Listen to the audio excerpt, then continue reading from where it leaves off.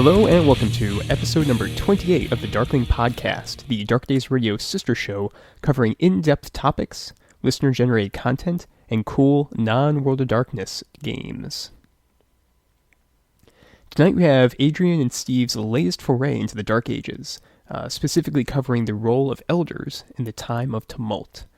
So, let's hear what they have to say, and I'll meet you guys after their lengthy discussion. So, welcome, Darker Days listeners, to the third installment of the Darklings surrounding Vampire the Dark Ages. Now, as we said last time, the Vampire the Dark Ages discussion that we were having went on for just a little bit too long, so we've decided to break this episode, being one on Elders, into its own fully fledged episode. Now, most of you would know me as Adrian, or Boggin Knight, from the Posterous forums and also from the White Wolf forums, and I am also joined tonight by... My name's Steve, otherwise known as Verghast, also from the Posterous pages. How you doing, Adrian? Very well, very well. Now, I'm not tearing you away from the coverage of the Olympics to be here, am I, Steve? Well, let's face it, mate, I am a role player. Do you think I'm really that interested in sport? It comes with the territory, doesn't it? Yes, mate, I think it definitely does. Yes. I'm sure that there will be something decent in terms of the Olympics coverage. I probably won't be there to see it. Well, unless they bring out Olympic D20 rolling or something like that, I won't be watching, I don't think. Well, why isn't role-playing an Olympic sport? Oh, because it's not really a sport. Probably also because it's not competitive as well. Well, yeah, that's true. That's true. So what have you been doing with yourself over the last month, Steve? Well, I've been really busy at work, but I did have an opportunity this week to play the Call of Cthulhu board game again this week, because my normal roleplay session kind of fell to pieces because a few people didn't turn up. And I've got to say, I've got a lot of love for that game at the minute, Adrian. Is that the one from Fantasy Flight Games? It is, yeah. It's a little bit on the expensive side, I've got to tell you that straight off the bat, but you get a lot of bang for your buck, I tell you that. So several kilos worth of dice, tokens, and all that sort of stuff, what we've come to expect from those sorts of board games. Yeah, and some quite finely crafted miniatures as well. There's a couple of big things in there. I think they're called Shoggoths. They're about the same kind of size as a Dreadnought from Warhammer 40k. Wow, okay, so fairly decent sized stuff. Yeah, and a range of miniatures in between there as well, so quite a lot for your money, like I said. And you were talking about was it the puzzle cards? I've only just caught up on the last episode of Darker Days, and I think it was you that was talking about the puzzle cards? Yeah, that's right. In the Chronicle design Darkling that I was doing with Chris. That's the one. We were talking about how you can use puzzles from other games, and this is the reference I drew, that when you come to locked doors or locked boxes or different bits and pieces on the board, sometimes you have to solve problems. And they're often like rotating card pieces to form a circuit to open an electronic door or something like this. Quite simple little things that you can lay down in front of people and give them a few goes to have a go at. Your character in that game represents how many times you can add in or turn cards. So quite intelligent characters have more opportunities to solve these things than the more kind of fighter sorts. That's actually a really cool mechanic, because one of the things that I've struggled with pretty much about any game is that when you get somebody who says, well, I'm going to play the genius Tremere with 5 dots in intelligence, but the player is actually as, thick as a post. And how you actually then translate the fact that you might not be as intelligent as your character. Yeah, I enjoyed it. I've got a lot of love for that game in a minute.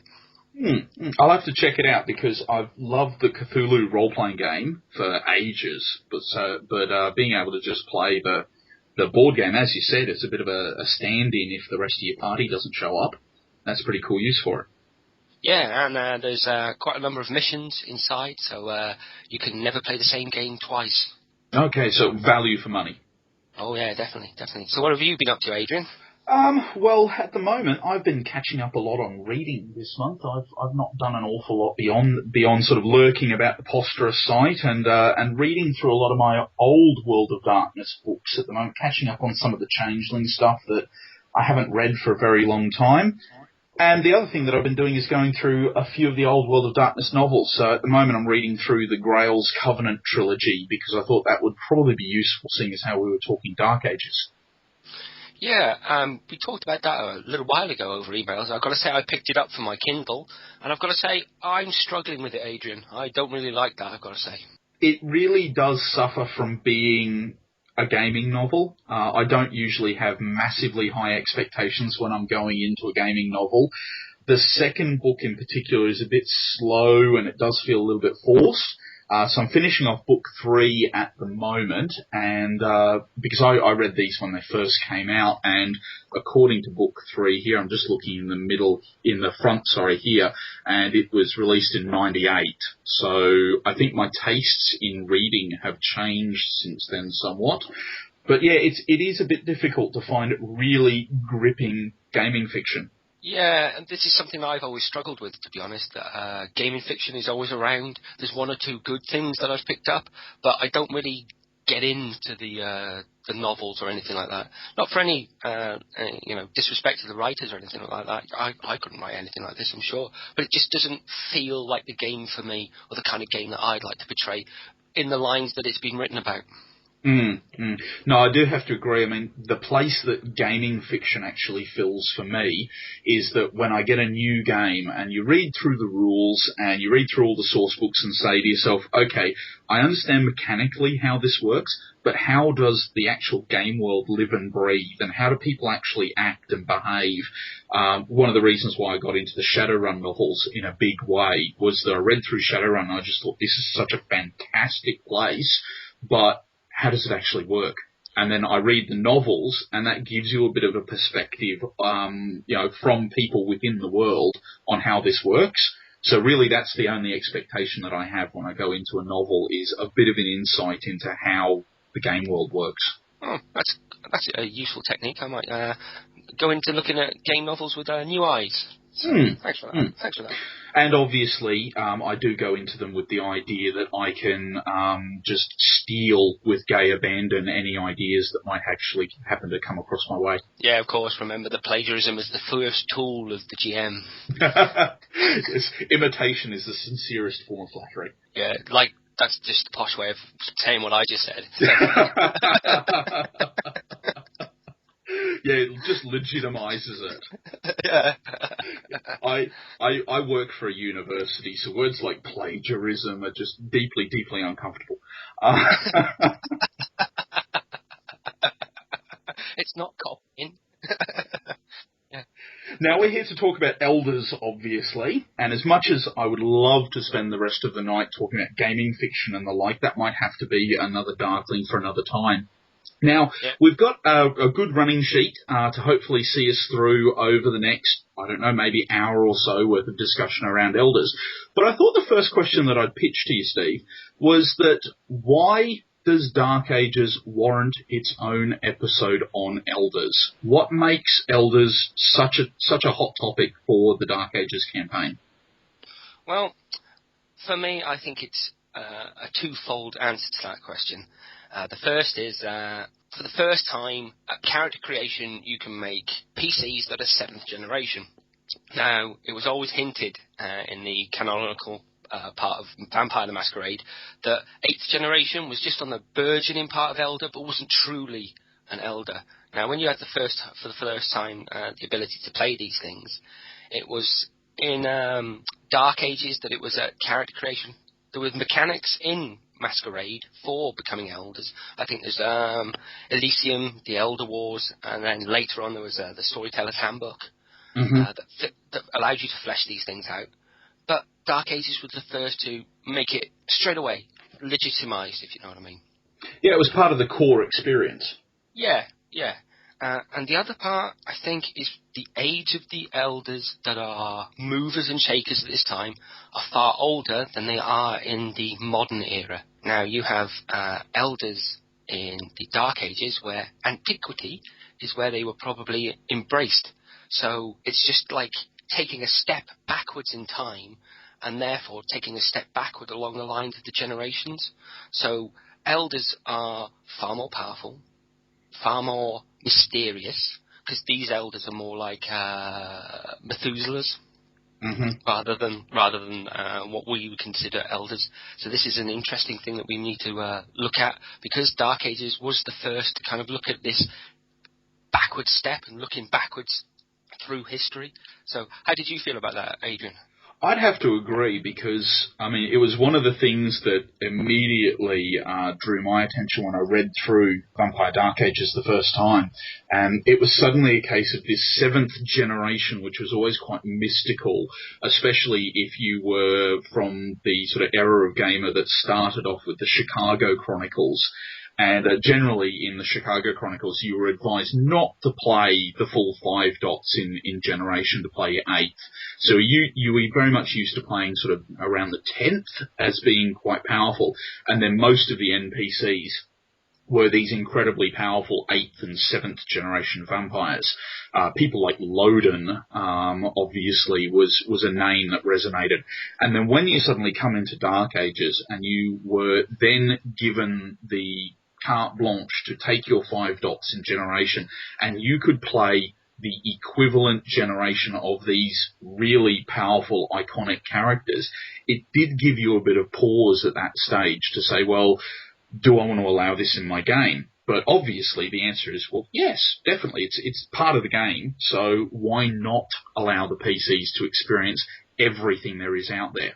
From the NPC's point of view, yeah, definitely. We're talking about elders who, as you said, antiquity or even Rome and the fall of Rome is not that far behind. But when you say to a modern audience that you have encountered an elder who remembers the days of Caesar, then obviously we index that against whatever the current year is for us, not necessarily putting ourselves completely in the shoes of our character and saying, hey, that's still impressive, but even more so if you indexed against today's date. Oh, no, I was just to say I agree totally with you there, Adrian, that gravity is something that really shines through in the Dark Ages. The third arm of this is that it gives the writers the opportunity to incorporate some characters who were just names in the background as now actual movers and shakers of the world at this stage. So the one that I always point to, of course, is Mithras, the Prince of London. Now, he's unfathomably old, also in terms of generation, extremely powerful, but is still awake and active. And that, I think, is the main difference, is that you hear about these almost godlike powerful creatures in the modern knights, but it's usually prefaced with, but they're in torpor, or they have retreated from the world. Whereas in Dark Ages, these are forces to be reckoned with because they're awake and they have their own agendas. Yeah, definitely, and especially if you take into account, there was always that hint as well that the truly ancient could no longer drink human blood. They had to drink the blood of vampires, which gave these ancient creatures, even to quite powerful vampires at the time, like boogeymen status. So it makes it even like that sense of Gehenna I felt was more prevalent in the Dark Ages, because these creatures, like you say, these powerful creatures, you could see them moving around, you could see their actions quite clearly being played upon the stage. But by the time you get to modern nights, these creatures are, like you say, legends. And, you know, Gehenna was always treated with a bit of like, oh, is it really real? Until it became really real. Yes, that was actually something which I found amusing when I was reading through the revised Storyteller's Handbook, which I'll index for a couple of the discussions tonight. But they have a little sidebar on Gehenna and using it in your game, and in that sidebar it says, you know, we have no intentions whatsoever of ever releasing the definitive Gehenna source book, so you're just going to have to make all this stuff up yourself. Okay. So I have now, through sort of pure perversity, I now just shelve my Vampire Storyteller's Handbook next to my copy of Gehenna. But just out of perversity. Yes. And for those of you at home who might like to follow on tonight, the source books that we are going to lean on for a lot of this discussion will be the Vampire Storyteller's Handbook, also the Dark Ages main rulebook, and as Steve mentioned beforehand, he'll be using his copy of Elysium, the Elder Way. I don't know if you ever remembered, Steve, as a kid, I used to have a lot of the movie picture books for kids, and they came with a cassette. And you would, I remember one of them, which was Indiana Jones and Raiders of the Lost Ark. And you pop your cassette in, and the narrator would say, "You will know that it is time to turn the page when you hear Indy's bullwhip crack like this." So hopefully, as we go through our discussion, we won't need to say, you will know that it is time to turn the page when you hear the screaming loss of humanity. Brilliant. So we'll talk about things in general terms rather than just leaning too heavily on page numbers here. Yeah, definitely. So that brings me to my next question, which is how do we actually define an elder in this term? Given the fact that you're able to create a 7th generation character straight off the bat who was embraced last week, how do you define elder? Well, I think that elder, again, is a two-phased answer. Now, to be a true elder, you both need a lower generation that is kind of like normal, so slightly beyond the PCs kind of level. And also, you need to be around for a long time. Even if you're embraced yesterday and you are 6th, 7th, 5th generation, you would still be a neonate because you wouldn't know anything about vampiric society. You wouldn't know all these kind of years and years of experience of politicking, of watching the world and seeing how politics and devious machinations work. You'd just be as weak in the world as a 13th generation vampire in the modern setting. Being an elder is also that weight of years upon you. This being around for a long time.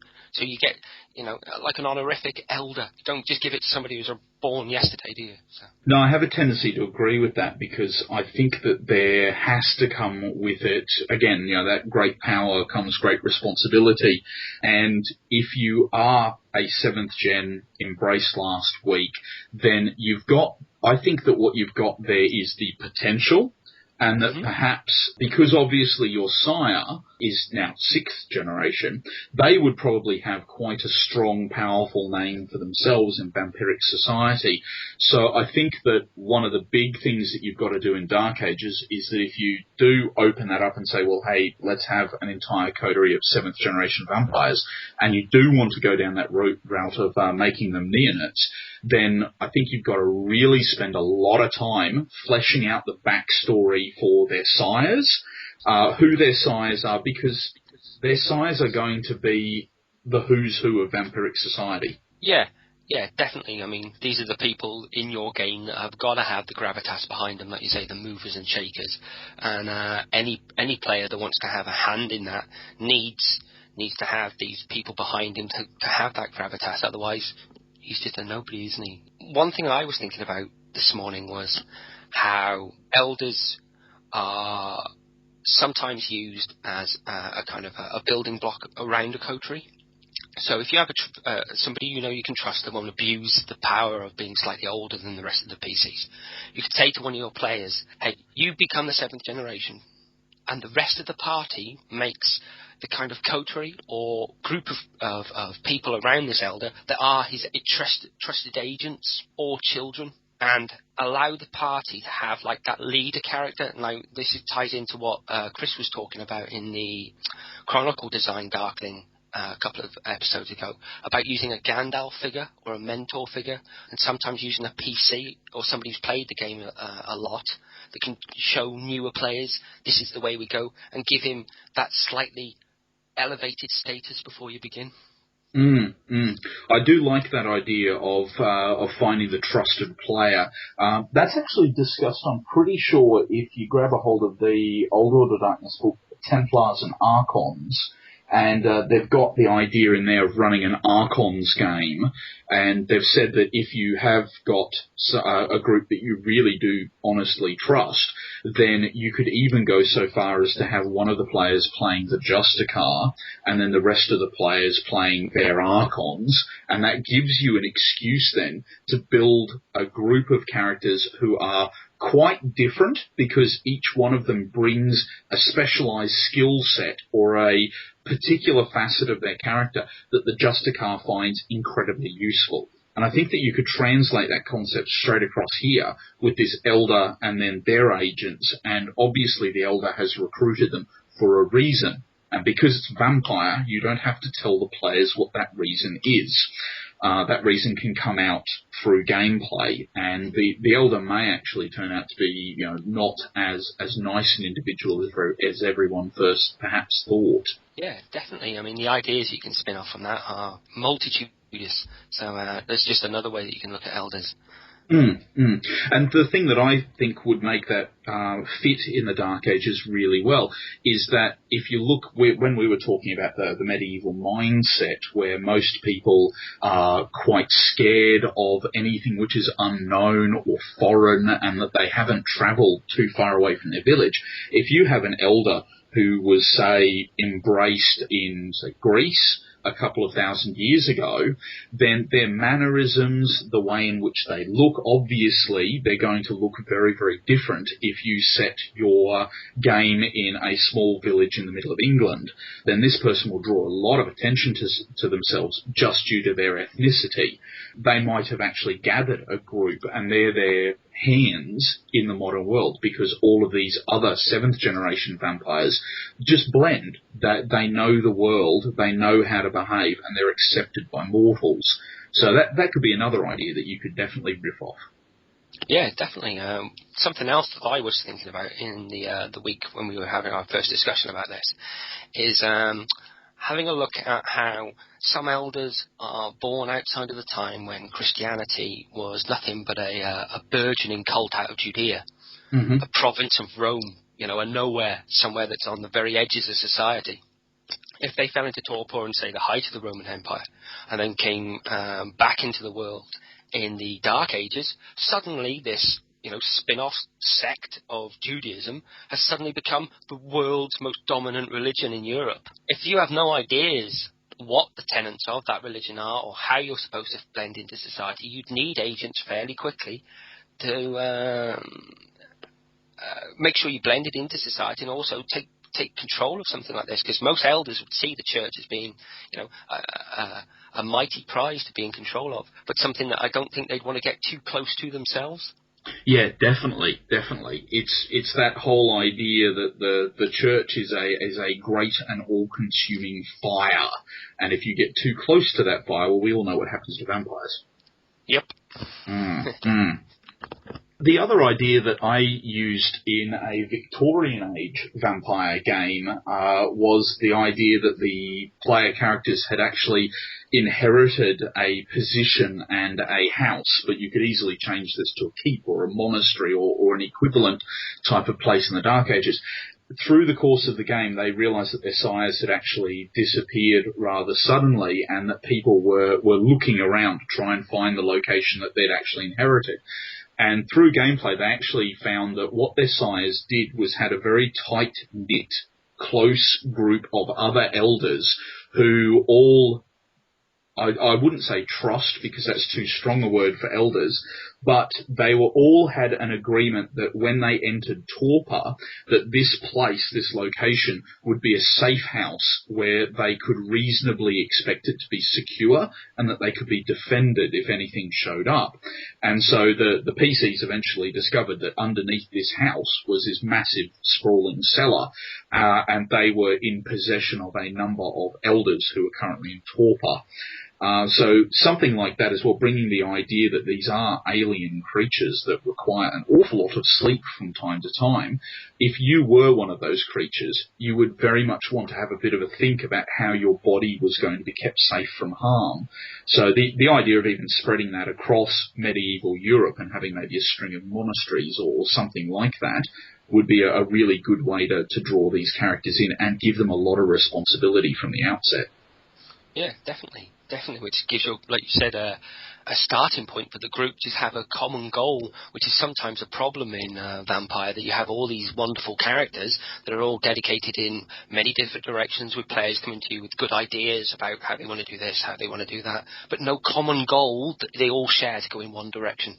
Now, I'm going to let my subversive streak come out again, and when we were talking about, what actually constitutes an elder. We've agreed that both age and generation are required for you to be truly considered an elder.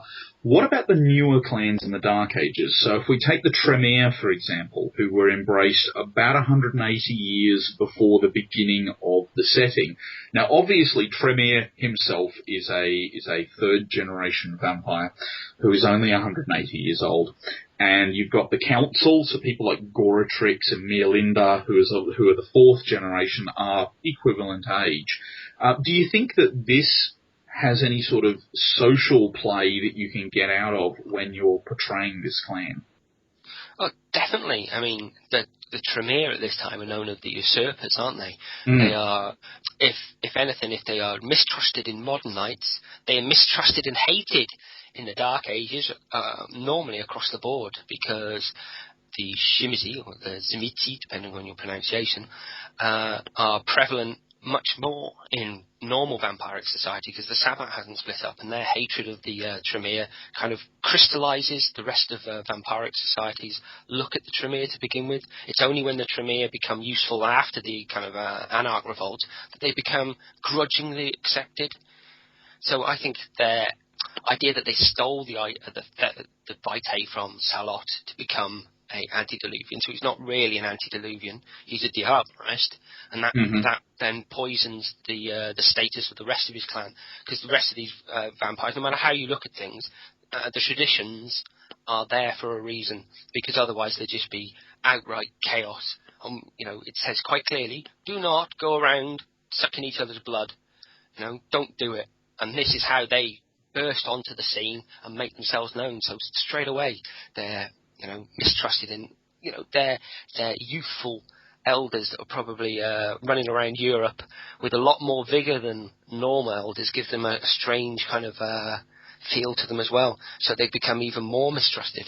Yeah, I hadn't actually thought of that before, the idea that obviously if you're playing a 1,000-year-old elder, then you're starting to succumb to that, well, you probably already will and truly succumb to that boredom of things which everything kind of looks the same. You can start to spot the patterns and the cycles in human behaviour and history.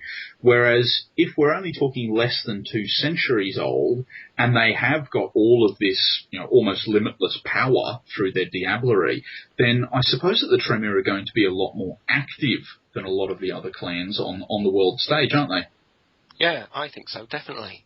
Mm. And I think that lends again to their mistrust. So it seems that every step that the Tremere take, it just reinforces the social perception of their clan. No, I like that. I think that I'll definitely find a way of folding that in. But as I mentioned in the discussion that we had on clans, I'm yet to actually have somebody pick up the mantle of Tremere in a Dark Ages game. And I think more's the pity is how I actually look at it. But maybe I might do some subtle encouragement the next time I want to get a game up and running. Yes, the storyteller's already plotting against you. We don't even have a game. Dear. And there I am talking about having trust at the table and two-way communication. Dear. One thing that I was thinking about this week as well, Adrian, is we've talked quite a lot about how you can use all these elders and what they are doing. But one thing that really struck me is, how are they portrayed? Like you were saying, the weight of age is pressing upon you, and you begin to see these cycles of human existence. How do you then start portraying that as a competent role player? As not just I'm a Brujar elder from Carthage. All right. Well, how are you a Brujar elder from Carthage? How are you going to portray that to your players that then they get that resonance off that character, and it's not just you sat on the other side of the table? So I think that if you are going to portray elders within a game, then really what you've got to do is scale all the way back to the human experience of where this elder actually came from, especially if you want to run a game where the elders have come from another place, another time, another land, and you want to really, really play up and emphasize how much older they are to the PCs. So what you're going to have to start off with, obviously, is a bit of research. And if you decide that you've got an elder who is from, let's say, from the height of the pharaohs in Egypt, you're beholden as the storyteller to do a bit of reading and to find out what was life actually like. What did they believe in? What was their worldview shaped by? Because even though they will have had the rest of this time as a vampire to also shape their worldview, I'm one of these people that very firmly believes that who you are and what you are is very much shaped by this human experience. And we see it a lot in adults. You know, a lot of people who say, well, this is the way in which I was raised, or this was the community in which I grew up. And that kind of shapes how they are and how they behave. And I see elders as no different to that. So if you're going to have somebody like your example, Steve, where you have your fellow from ancient Rome who was up and active during pre-Christian times, has suddenly woken up in the Middle Ages, there's a massive element here of man out of time that you can play up for this elder. I think that what you can do then is to show that they are a very, very different person by bringing in some of their mannerisms, by bringing in some of their beliefs, and even having them question a lot of the things that the players may have their characters take for granted. The last thing that I would consider is to also consider their humanity. Now, an elder, by virtue of who they are and what they are, will probably not be ranking too highly if you take a look at the humanity chart. They're probably going to be idling down quite low on that. And I think that if you get into that headspace of what they are and aren't willing to do because of what they consider to be acceptable behaviour, that starts to make them more unknowable. And when you are presenting an elder, I think there should always be that element there of the PC saying, we can kind of understand him, but we're not entirely certain. There's something about him that is not quite right. And portraying that sort of alien inhumanness of elders is something that you've got to work really hard to achieve. Yeah, this is something that I was reading about in Elysium that really struck home for me when I first got this book back in the day. My copy is old and battered, all the kind of the covers are all worn up, because this is something I keep going back to. That there's in one of the chapters there's a kind of made up medical report by a Nosferatu Justicar that calls about something called aflotoxis, which is basically what you just said. The weight of kind of ages pushing upon you begins to change your psyche in subtle ways, and then as your humanity begins to descend, your morality begins to be eroded. That begins to change your perceptions, but you're still essentially the same person, only slightly changing and then changing until eventually, over, say, a course of 500 years, 1,000 years, you are something similar but not quite the same as when you were alive.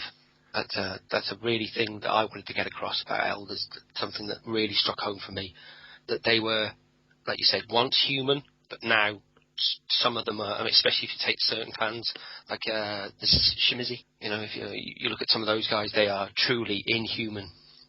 And there's no frame of reference for that. There really isn't. So, I mean, you've got to really think about the idea that they are very, very much removed now, quite paradoxically, given the core idea of vampire is about retaining your humanity and exploring what it is that makes us human. The elders are an interesting case because they are very clearly not human.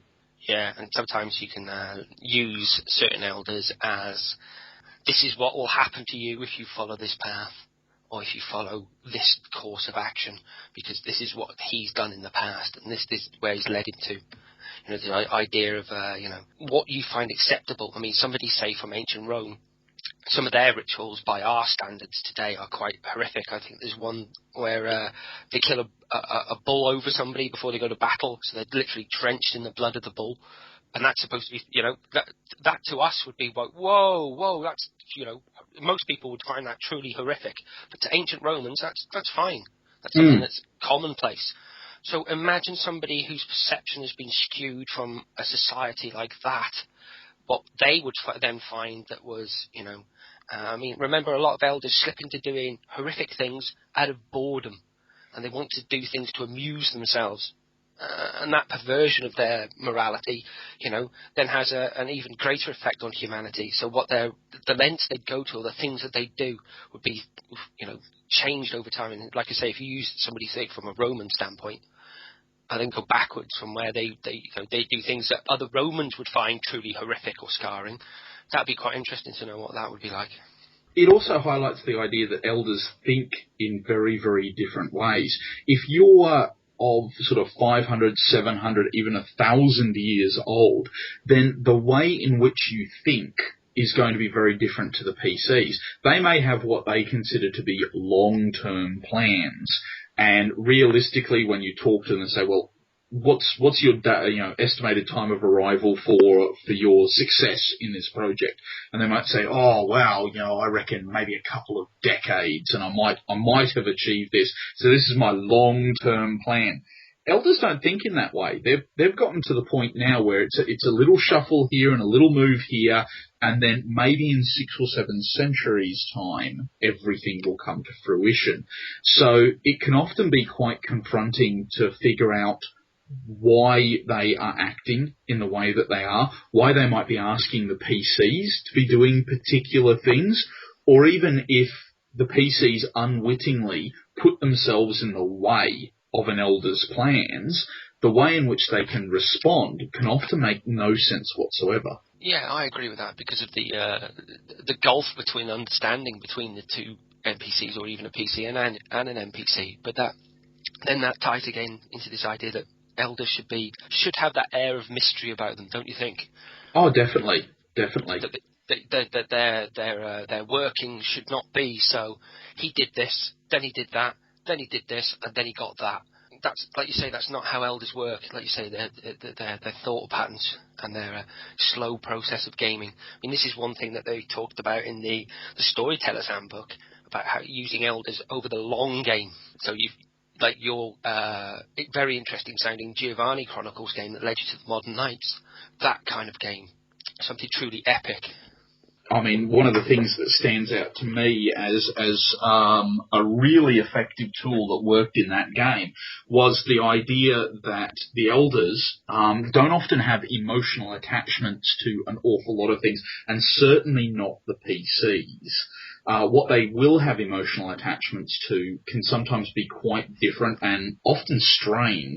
And one of the things that worked really, really nicely and caused quite a lot of discussions within our group was the party managed to make an enemy of Ambrogino Giovanni during the course of the Giovanni Chronicles. And he's not a very nice individual. If you read up on a lot of the stuff that he is into, he does things which makes the Giovanni occasionally go, oh, wow, hey, no, wait a minute, you've gone a little bit too far there. And he actually started to play the long game with the party and collected the souls of a few of the people who meant an awful lot to the party, and then started using them as bargaining chips to get them to either work for him, or in one case, he actually went to the party, and I picked my knight correctly, when the player of the gangrel was not actually there in the room. He couldn't make it to that game, so I thought, perfect opportunity. And Ambrogino approached the rest of the party and said, listen, I have the soul of the one woman that he loved 300 years ago. I have let him know that I've got that soul, and he's known for the past couple of years. And on the side, he has been doing things for me in the hope that he will eventually get that soul back. Discuss amongst yourselves whether or not you can still trust him. And then he left. Now, obviously, they had a whole game where that poor player was not present to discuss how likely it was that he was betraying the party. And they knew the depth of love that this character had had for this individual 300 years in the past, because he was still carrying a torch for her. And then they suddenly said, well, wait a minute, Ambrogino is enough of a conniving, nasty individual that he could probably do this. That's behaviour consistent with what we've seen. It's horrible, horrible stuff, but it's certainly consistent. And they then started to question each other's loyalty just based around that.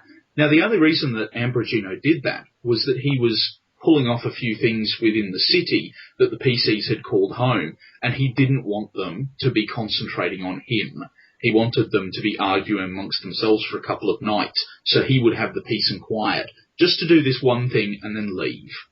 And that's the sort of stuff that I tried to weave into the Chronicle, and then obviously the PCs find out about this much, much later. That sounds awesome. I wish I had a place at your gaming table for that. That's brilliant. It worked. It worked. I had big fears that all they would do is say, "Oh no, we can trust the Gangrel." But then when you put that emotional tie to it, and you say, well, he has been pining after this person, and there's a really strong rationale for it, suddenly it becomes a lot more believable. Your lie has just enough truth in it. And I think that's how elders really do operate. That's like I said, that's brilliant, Adrian. That's really, really brilliant. The other thing that I would do is also point out the fact that even though elders are accessible during this time of history, that they are certainly out there and active, there's a difference between accessible and being allowed to knock on their door for advice. And whereas I mentioned Mithras beforehand, I wouldn't imagine that there's too many opportunities in London for people to be able to knock on the door of the Elysium and say, is Mithras here? I'd like to pop in and get some advice and talk to him about the current plot. Instead, what you're going to do is you're going to hit up against his seneschal, Camden, the Cappadocian, and he will manage on behalf of Mithras. So again, that's putting them in the setting and letting them be visible, but then there should be layers between them and the PCs. Definitely. Like you say, there's also that idea as well that elders are sometimes, especially say from the Ventru, the Toreador, they have this idea of being kingly or royalty, reinforcing this idea that there's a kind of vampiric royalty there. I mean, in the Liber Sanguinius, the first one is called the Masters of the State, and that just deals with, I think, the Sombra, the Ventru, and the Shimizi. I'm not quite sure. I'd have to get it off the shelf, but it's a long way away. The clans at that time were split into different kind of ideas. Like there's the keepers of the world, the wolves at the door, the thieves in the night. This idea that you can't just, like you say, walk up to certain characters, knock on their door, so sup, what's going on? Because there is that kind of idea that they are not better than everyone else. They are elders treated with respect. This is sometimes something that's not really portrayed in modern nights, because there's this idea that Lodin's just sat in Sears Tower. You can just go up there. You're right. I just wanted to talk to you about this. Even in that, sometimes you should have this idea that you can't just walk in and say, hi, what's going on? And I suppose as well that because you actually have to make the physical trip to a location, it's not like the modern nights where you might be able to leave a voicemail message or send them an email or a fax or something. Lord alone knows why you have an elder's email address. But that aside, there is that sort of then makes it a much more personal experience that you've got to physically travel to this location. The elders don't just open court and say, well, come on down, and on the third Tuesday of every month I'll make myself available and everyone can just drop in for a chat, or I'll dispense some clues for the module that you're currently working through. That's not really what we want. Whereas we might have discussed them a little bit as the Gandalf character, we don't necessarily want them to become the crutch that the PCs go to every time that they've got a bit of trouble, because I think that robs the Elder of a lot of their mystery and a lot of their grandeur if you simply use them as the go-to person. Oh, definitely. And you can use that as a storytelling technique to add something into your campaign that they have to perhaps convince the Seneschal to get in contact with Mithras, to perhaps have a private audience. You have to do something for him to go to his boss to set something up for you. And then that's another facet of a story that you can add into something that's quite epic, like one of your sweeping campaigns. There's just another facet that adds to that level of detail. And if you do that all the time, the group will already know before they go to most elders, well, do we really want to go and talk to this guy because he's got the answers, or should we see if we can figure it out for ourselves first? Because we'll end up having to do something really that we don't want to do. I like that idea of then having to do something for the go-between between you and the elder in order for them to do the job for you. Because what it then does is it builds up a level of actual value to the interaction with the elder. If you can just simply walk in the door, then you don't value that interaction. And I took the idea very much from Werewolf, where when you're going to another werewolf sept's Khan, there is the idea of shimonage, where you take something of value, and there is a social more around this, that you take something of value to the other sept and you present it to them out of respect for the fact that you have been allowed into their Khan. Now, for the Sept of the Little White Feet in New York, that's as simple, because it's run by the Bone Gnawers, that's as simple as you're expected to bring an offering of food so that the Bone Gnawers have enough to eat. But again, because you can't simply walk into the place, I've had a lot of times where, most of my Werewolf games are set in New York, where the PCs have said, okay, cool, the best person to answer this question is actually Mother Larissa. We need to get down there and do this, but suddenly they all stop. However, we've got to get something of value. We've got to take that with us. So again, it sort of builds in a level of social interaction, but it also builds that value. And I think that's very, very important when we're dealing with elders. Yeah, I couldn't agree more, Adrian. So if we change tack ever so slightly, we've talked a little bit about what sort of agendas they're pursuing and how we would actually portray them. What about from the PC side of the question? Okay, if you were running a game of Dark Ages tomorrow, would you be considering people playing the 7th generation Embrace last week, or would you actually be looking at PCs as elders? Now, that's an interesting question, Adrian, because I think it really depends on my players. Now, I have quite a large group that I can call upon. We call ourselves the Dicemen. It's our local group. So, sup, guys? How's it going? Now, there's about 7 or 8 of us. Of those 7 or 8 people, I know that the guys I could turn to and say, I want you to play a truly ancient elder. I want you to do here, and I want you to get across this to the group. And they'll go away and they'll do that and not really abuse their power. They could if they wanted to, but they don't, because they see that that's what you wanted in the story.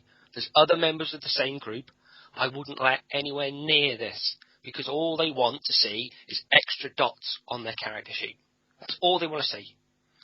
Their idea of advancing themselves in characters isn't really developing their character, it's putting dots on a sheet. Mm-hmm. So I think that's really important, because you're handing a level of responsibility to your player to portray the game for you, to set the scene for how other elders are as well. When you were talking about before about a group of 7th generation vampires, I don't think I'd go with that.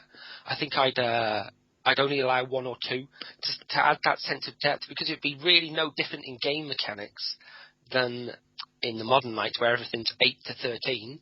In the Dark Ages, everybody's 7 to 12. Like I say, it depends on the player, I think. Really, really depends on the player. No, I would have to agree with that. I've never actually run the straight off the bat, let's create some elders, let's spend 100 experience points on a character straight up. Mine obviously was much more of a slow burn sort of game, where the characters built the persona and built the idea of their character over the course of that many years and that many centuries in game.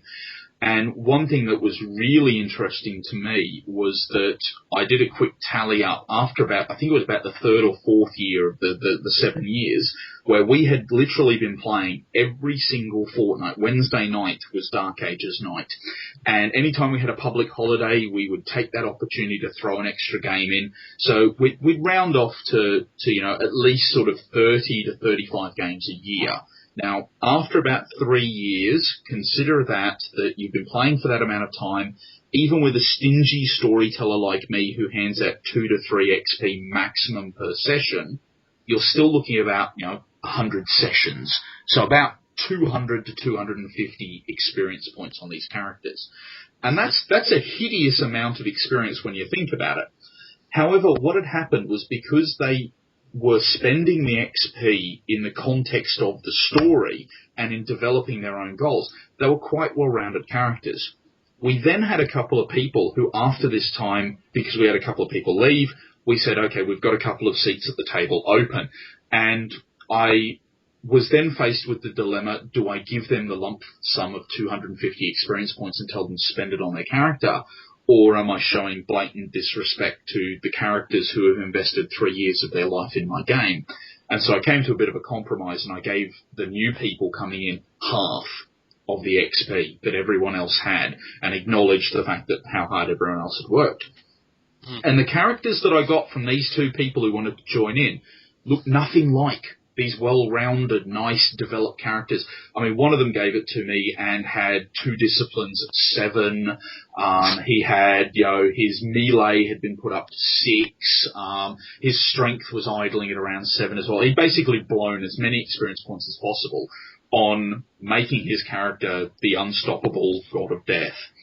That obviously got pushed back to him for a rewrite because I felt at that stage as well that if you're going to be developing anything above 5 is the pinnacle of human achievement.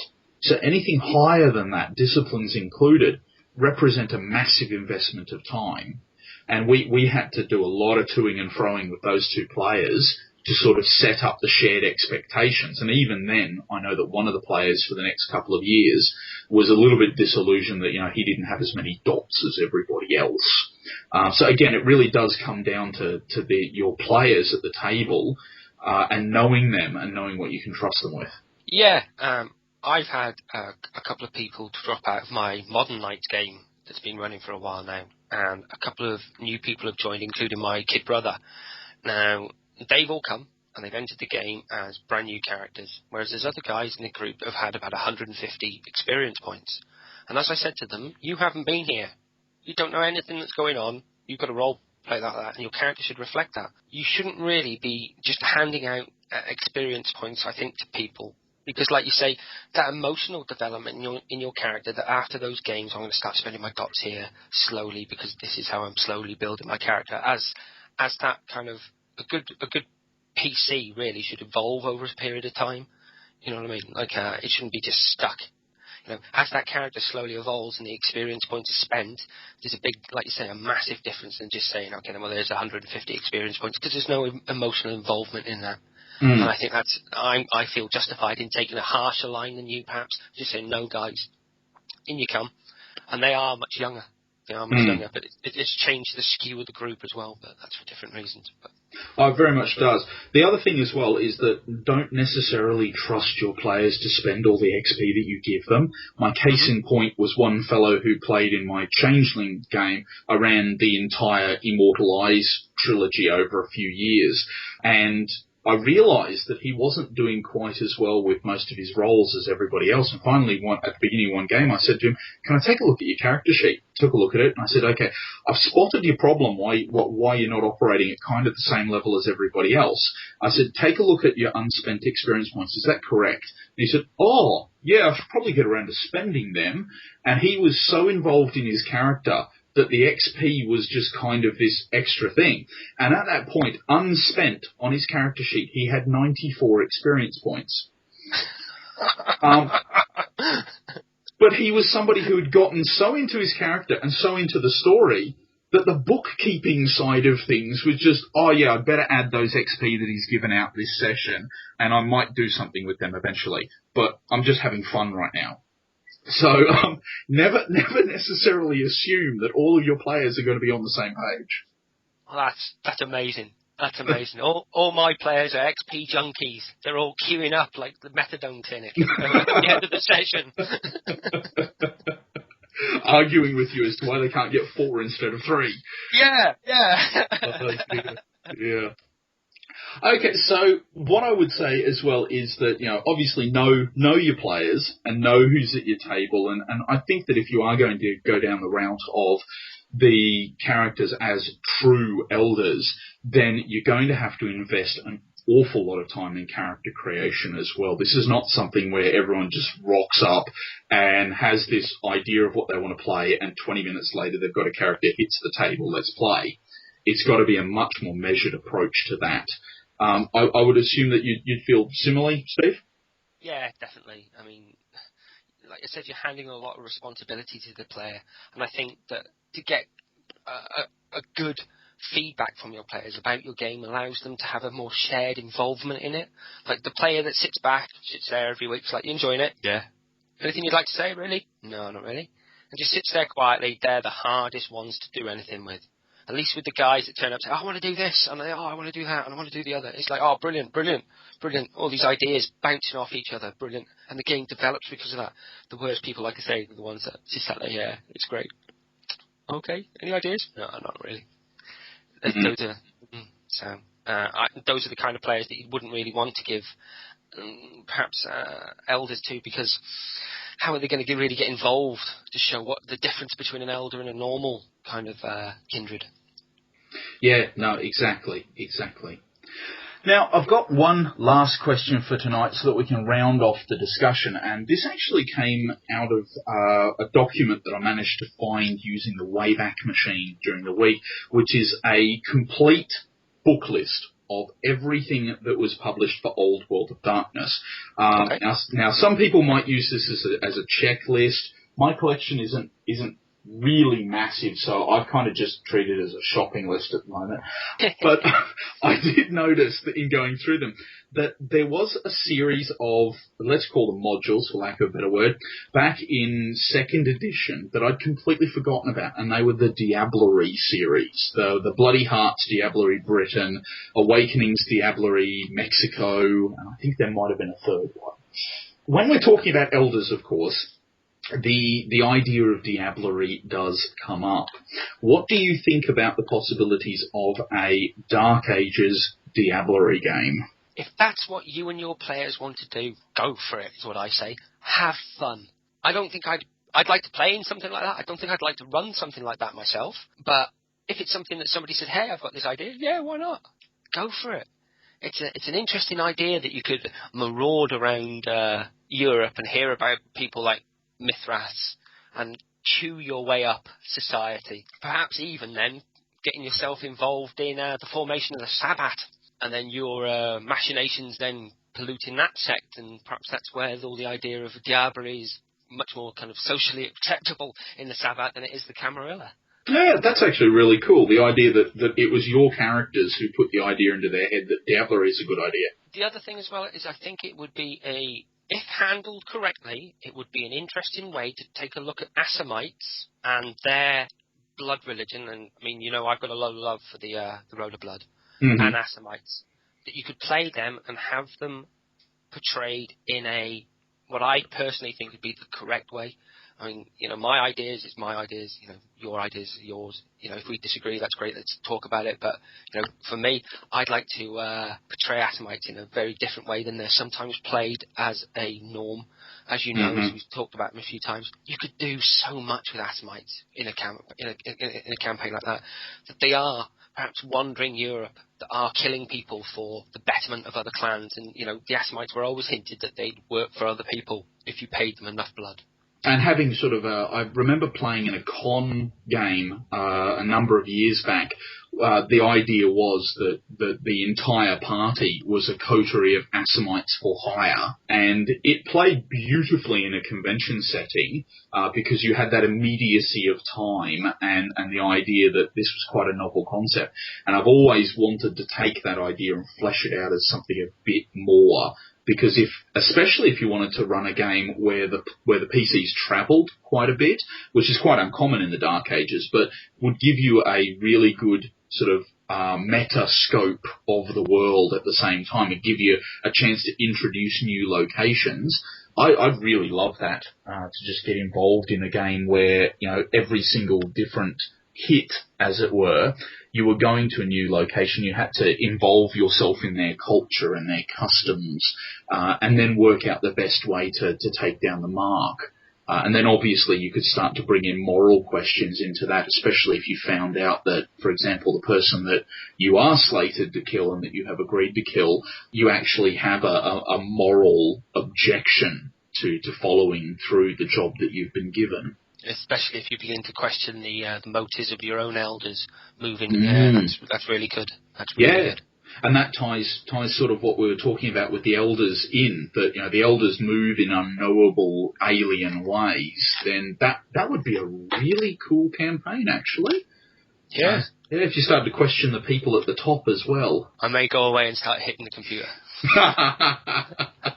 Yeah, definitely. And you know what you need to do? You need to run this game over Skype so that I can join in. Yeah, cool, man. Oh, dear. Okay, so is there anything that you would add to the end of this as we draw everything to a close? Yeah, all I'd say is if you've got any comments or feedback or anything that you think that we've missed or you think you'd like to see discuss more, you can hit us up on the Posterous pages and get involved down there, or if you're more attuned to Facebook, you can have a look there as well. And I know that people can get a hold of you through your old Mirage Arcana email, can't they, Adrian? Which is yes, miragearcana@gmail.com. Yeah, and people can get a hold of me at Verghast@hotmail.com, and we'd love to hear your feedback. And, of course, the big thing is that our next episode is going to be on storytelling advice, and there's a thread over at the Posterous site at the moment where we've had a couple of people comment on things that they'd like us to. We've also had some emails. For example, Micah from Finland, we can give a shout-out to him, has sent us some really excellent questions about starting a Dark Ages game, so we're going to use his email to kind of flesh out and give a bit of structure to the discussion for the next episode. But if you do have any questions that you would like answered, then please send them through either through those email addresses or through the Posterous site, or even drop them on the Facebook site, and we'll check there and harvest all of those. And I would say that we're going to be recording that episode within the next few weeks. So once this episode drops, you probably don't have a lot of time to drop your questions in, so move quickly. That wraps it up, I think, Adrian. I certainly think that it does. So that is goodbye from me. And goodbye from me too. Thanks for listening, everyone. Right on. So elders are a tough topic in vampire games because as years wear on, they simply become more alien. As NPCs, I recommend using them sparingly. Keep up the mystery and just kind of weird out your players sometimes. But of course, public figures like the Prince, they're going to be in the limelight quite a bit more. So try to keep them a little bit at a distance and hide their true personality with either dramatics or maybe just kind of a stone-cold facade of a persona.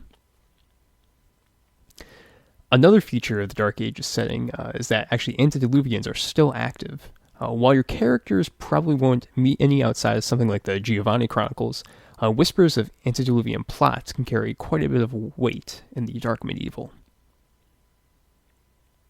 As a player character, I think that an Elder could be pretty cool as a coterie leader, as Adrian and Steve were kind of hinting towards. I ran into someone actually that ran a similar setup in First Edition Vampire. Back when they didn't really know anything about the anarch-free states, he decided that anarchic gangs would be small groups of vampires working for an elder, kind of vying for power in the streets of modern Los Angeles. The same concept works great in the Dark Ages, and it's actually kind of used in Constantinople by night, although in that case it's more like proto-Primogen and their clans rather than cross-clan gangs. But perhaps one of the more defining attributes of an elder is their paranoia. These vampires typically do not function as part of a coterie, having carved out their own niche of power at this point and having their own influence in the respective city. So without close allies to rely on, pretty much every other elder or Methuselah seems like a threat, not to mention that those like pesky Ancillais that are trying to nip at their heels, if you will. So, in a lot of cases, an elder feels that if they don't go on the defensive, they'll simply look weak. So that's about all I've got to say about elders. But one last thing. If you guys have really been digging this Dark Ages discussion, I'd really like to recommend 12 Byzantine Emperors. It's a podcast by Lars Brownworth. It's a wonderful look at the development of the Eastern Roman Empire, based in Constantinople, and covers its rise and eventual fall in the 14th century. I'll put a link in the show notes because it's really a great podcast, and I can't recommend it enough. Other than that, Dark Days 40 is going to be recorded in a week, And if you have any feedback or suggestions, we've been getting a lot of really good stuff in the mailbag, so we're pretty excited for next episode. But if you want to give us some more, send us an email over at darkdaysradio@gmail.com. If you have any comments about the Dark Ages in particular, definitely send us an email as well, and we'll forward it on to Adrian and Steve. So that's it. Thank you for listening, and see you next time.